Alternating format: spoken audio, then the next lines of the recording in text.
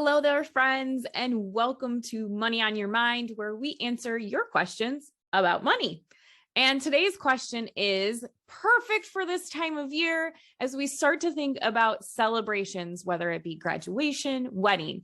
How do I not overspend on a big celebration, whether it be a wedding or a graduation party, bar mitzvah, bat mitzvah, all of these crazy life events and sweet 16s and quinceañeras that we want to have to celebrate these big moments in our lives.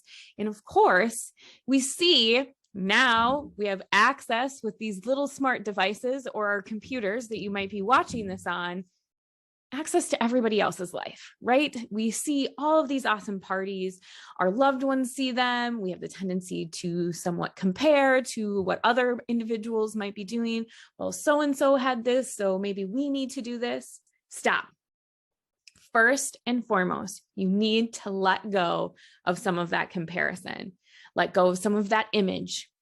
I realize that sometimes that's really hard, but that's the first piece that you're going to have to check. Secondly, are other people's opinions. Look, especially if you're planning a wedding or you're planning a graduation, there may be several pieces of information that are floating into your aura from other individuals in your life, whether it be in-laws, friends, your family, your partner, your kids, whatever it might be. How do you set ground rules? Well, the third piece is to set a budget. How do you set a budget if you don't know how everything is going to lay out? What is the maximum that you want to spend? If we stick within that with a realistic idea, look, not everybody needs a Rolls Royce type of event or a red carpet. Look, I get my event planners might be rolling their eyes, but not everybody needs that. Sometimes a good old backyard barbecue. One of my old coworkers had their wedding in a park and catered it by Chipotle. And me, who had this big grandiose wedding, was a little jealous that they did that. Because at the end of the day, all I cared about was marrying my husband. At the end of the day, what is the purpose behind your celebration? Set a budget around the purpose.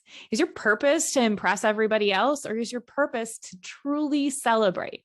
Then if you're honoring somebody else, maybe it's not a surprise. Obviously, if it's a surprise, then you probably want to keep it on the low. But if it's not a surprise, what is it that they truly want out of it?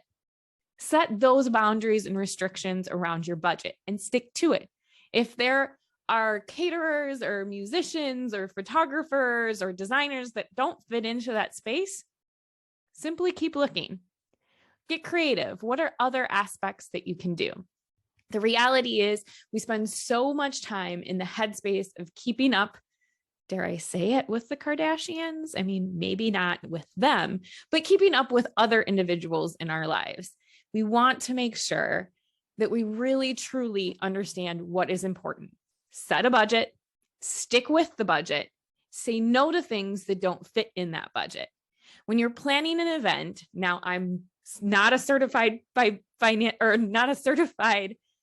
event planner, so I can't tell you like yes or no in these spaces, but what are you going to eat? Where's the location? Those are two big factors. Does everybody need to have a little something to take with them, or is it just going to go in the trash?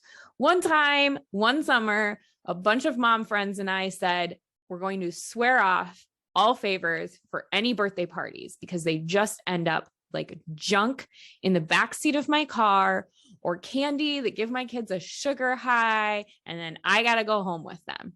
So at the end of the day, does anybody truly remember what the favor was from your wedding, from your big celebration? Don't get caught up in the things that the internet tells you that you have to have. Get back to that heart space. Also, think about what bigger gift you could give to somebody.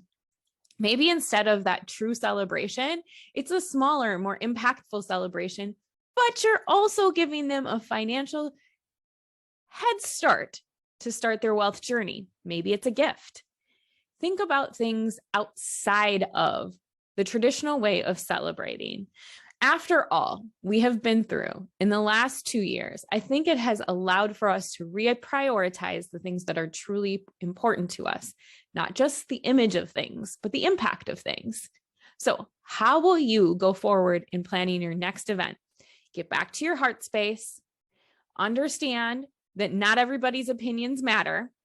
What is the purpose? What is your budget? Stick to your budget. All right, my friends, have a wonderful day. And remember, you are worthy of wealth.